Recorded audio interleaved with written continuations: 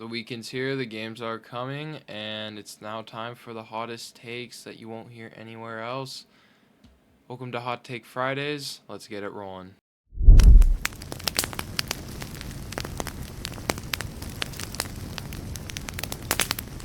Welcome to Hot Take Fridays. This is just a series where I blast hot takes on Fridays, and today should be a great one, so let's get right into it.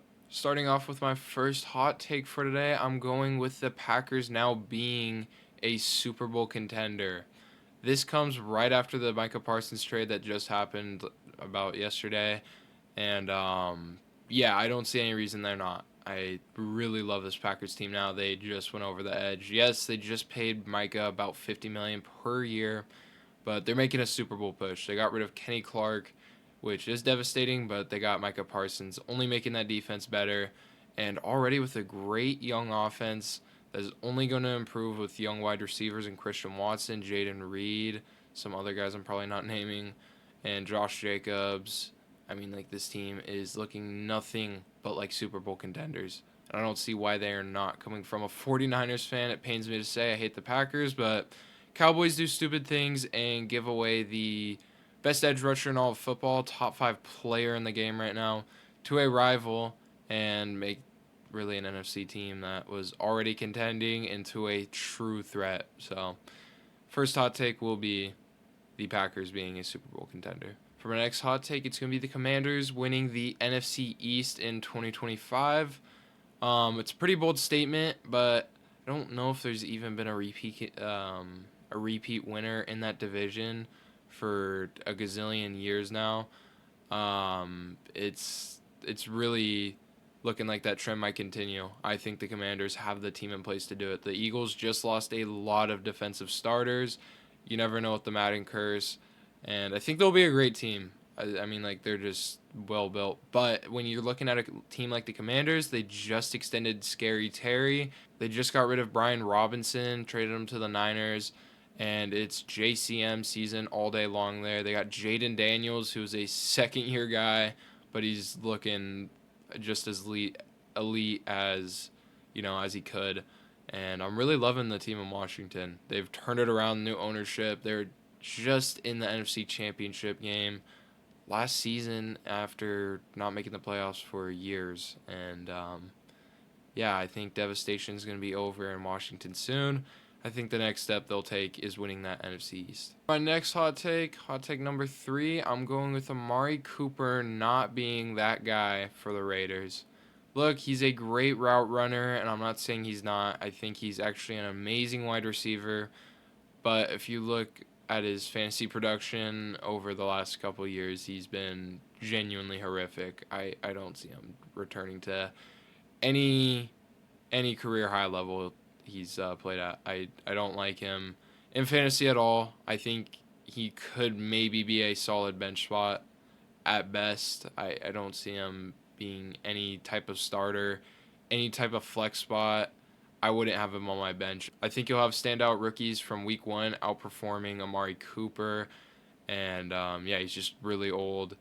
And I don't want to say he's washed, but he's just one of those players where he's great, but he just never performs. For my fourth hot take this video, I'm going to the New England Patriots being the second best team in the AFC East.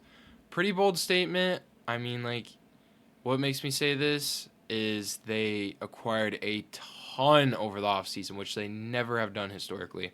Carlton Davis, Robert Spillane, Milton Williams, Travion Henderson. They have a already young core with Christian Gonzalez, Demario Douglas, Drake May. I don't see why this team's not going to just excel. They're favored in about like 10 of their games, I believe, according to Vegas. And yeah, I don't love anything more than this Patriots team popping off in 2025. I really don't see how they can't. They just added a ton to their defense on the line. I mean, like, I will drop a full list probably right here of everything that they added. I mean, like, they brought in Josh McDaniels, Mike Vrabel. This is a different New England team. They aren't, using Gerard Mayo, Matt Patricia anymore. This is going to be a revamped team and much better. And I love New England this year. And I think they might make the playoffs. They'll be 9-8, 8-9, 10-7 around that mark. They will be a good team, and I feel like with how good their NFL rivalry jerseys were, they are going to pop off. So I really like the Patriots this year. And for my fifth and last hot take of this video, I believe Jordan Mason will finish as a high-end RB2, low-end RB1 at best. Yeah, so also a extremely bold statement, but for a good reason. I love Jordan Mason. This dude was an absolute dog in San Francisco. Pull up the numbers. He was unbelievable throughout those games McCaffrey wasn't playing. He really popped off earlier in the season, and I believe his usage went down, you know, going later in the year. But the Niners were also just not looking great, and their defense was just forcing a lot of, shootouts, and, due to injury, I think the Niners weren't running it, so that's why you saw his numbers go down. Thanks to Nick Sorensen, but that's another story. Yeah, really looking at Vikings offense, they're probably going to be running it a lot. J.J. McCarthy, he is, in quotes, a rookie. He is starting his first year. Got surgery last year, and I think they will be running it a bit. They have Justin Jefferson, just acquired Adam Thielen, and also have Jordan Addison, a stacked wide receiving core, one of the best in the league. I really don't see why Jordan Mason shouldn't be a dog, though. Despite having a loaded wide receiving core, it's J.J. McCarthy at the end of the day. We have no idea what to expect out of him.